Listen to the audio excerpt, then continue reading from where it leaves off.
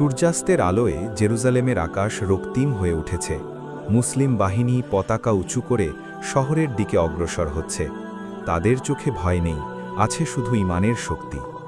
সেনাপতি ঘোড়ার পিঠে দাঁড়িয়ে সৈন্যদের উদ্দেশ্যে বলেন, আজ আমরা যুদ্ধ করছি জমিন দখলের জন্য নয়, বরং আল্লাহর পথে ন্যায় প্রতিষ্ঠার জন্য। আমাদের তরবারি অন্যায়ের বিরুদ্ধে, আমাদের ঢাল দুর্বলদের রক্ষার জন্য। সৈন্যরা একসাথে তাকবীর উচ্চারণ করে, আল্লাহু আকবার, আল্লাহু আকবার। আল্লাহ মহান, আল্লাহ মহান। শব্দে আকাশ কেঁপে ওঠে। তারা শহরের প্রাচীরের দিকে ধাবিত হয়। শত্রুরা তীর ছুঁড়ে প্রতিরোধ করে, কিন্তু মুসলিম বাহিনী ঢাল তুলে এগিয়ে যায়।